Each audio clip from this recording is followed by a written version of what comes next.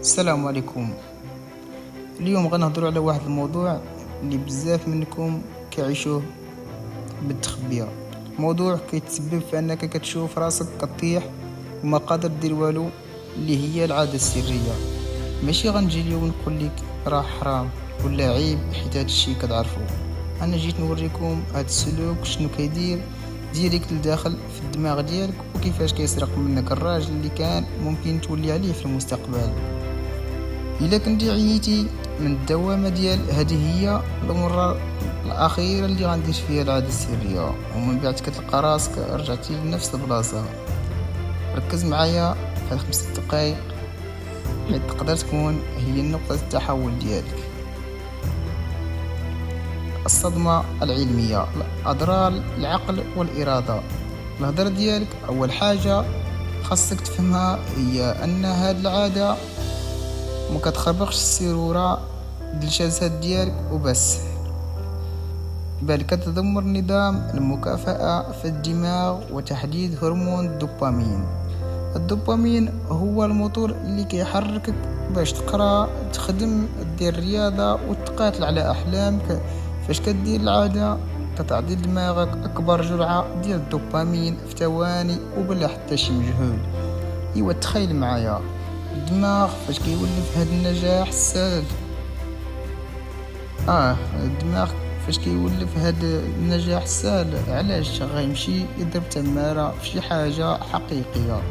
داكشي علاش كتولي تحس بالعجز والخمول الدائم، وكتجيك الضبابيه الفكريه او براين فوق. كتحس براسك غايب وما مركز في والو.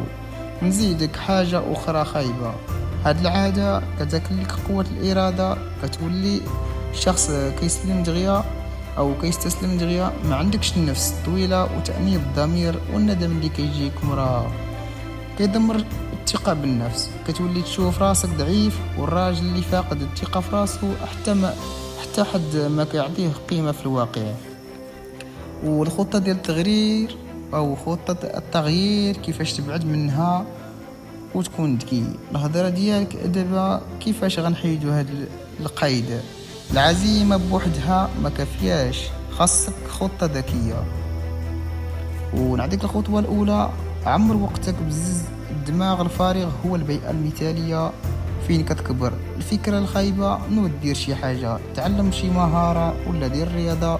المهم خصك تفرغ ديك الطاقه الجسديه فحاجه اللي غتبني بها راسك، او غتبني بها شي حاجه اللي غادي تنفعك من هنا لقدام. والخطوه الثانيه، قطع الطريق المحفزات. انت عارف شنو الحاجه اللي كتجرك؟